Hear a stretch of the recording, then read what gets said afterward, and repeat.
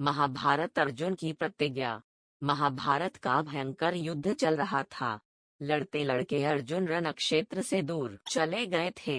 अर्जुन की अनुपस्थिति में पांडवों को पराजित करने के लिए द्रोणाचार्य ने चक्रव्यूह की रचना की। अर्जुन पुत्र अभिमन्यु चक्रव्यूह भेदने के लिए उसमें घुस गया। उसने कुशलता पूर्वक चक्रव्यूह के 6 चरण भेद लिए, लेकिन 7वें चरण में उसे दुर्योधन, जयद्रथ आदि 7 महारथियों ने घेर लिया और उस पर टूट पड़े। जयद्रथ ने पीछे सैन्य हत्थे अभिमन्यु पर जोरदार प्रहार किया। वह वार इतना तीव्र था कि अभिमन्यु उसे सहन नहीं कर सका और वीरगति को प्राप्त हो गया। अभिमन्यु की मृत्यु का समाचार सुनकर अर्जुन क्रोध से पागल हो उठा।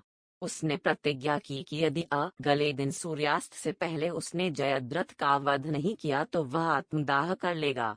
जयद्रथ भयभीत होकर दुर्योधन के पास पहुंचा और अर्जुन की प्रतिज्ञा के बारे में बताया। दुर्योधन उसका भय दूर करते हुए बोला, चिंता मत करो मित्र, मैं और सारी कौरव सेना तुम्हारी रक्षा करेंगे। अर्जुन कल तुम तक नहीं पहुंच पाएगा, उसे आत्मदाह करना पड़ेगा। अगले दिन युद्ध शुरू हुआ। अर्जुन की आंखें जयद्रथ को ढूंढ रही थीं, किंतु वह कहीं नहीं मिला। दिन बीतने लगा। धीरे धीरे अर्जुन की निराशा बढ़ती गई।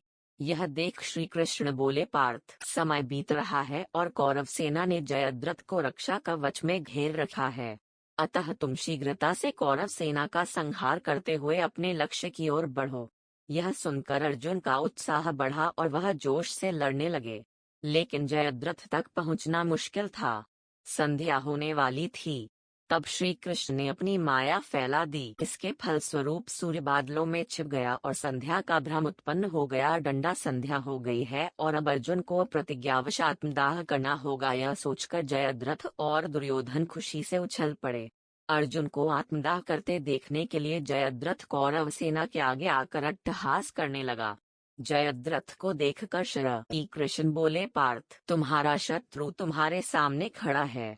उठाओ अपना गांडीव और वध कर दो इसका डंडा। वह देखो, अभी सूर्यास्त नहीं हुआ है। यह कहकर उन्होंने अपनी माया समेट ली। देखते ही देखते सूर्य बादलों से निकल आया। सबकी दृष्टि आसमान की ओर उठ गई। सूर्य अभी भी चमक रहा था। यह देख जयद्रथ और दुर्योधन के पैरों तले जमी न खिसक गई।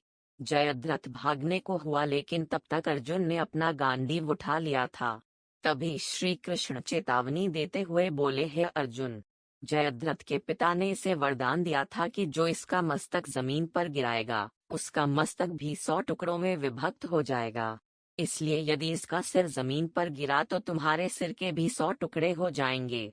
हे पार्थ, उत्तर दिशा में यहाँ से 100 योजन की दूरी पर जयद्रथ का पिता तप कर रहा है। तुम इसका मस्तक ऐसे काटो कि वह इसके पिता की गोद में जाकर गिरे। अर्जुन ने श्री कृष्ण की चेतावनी ध्यान से सुनी और अपनी लक्ष्य की ओर ध्यान कर बाण छोड़ दिया। उस बाण ने जयद्रथ का सिर धड़ से अलग कर दिया और उसे लेकर सीधा जयद्रथ के पिता की गोद में जाकर गिरा। डंडा जयद्रथ का पिता चौंक कर उठा तो उसकी गोद में से सिर जमीन पर गिर गया। सिर के जमीन पर गिरते ही उनके सिर के भी 100 टुकड़े हो गए। इस प्रकार अर्जुन की प्रतिज्ञा पूरी हुई।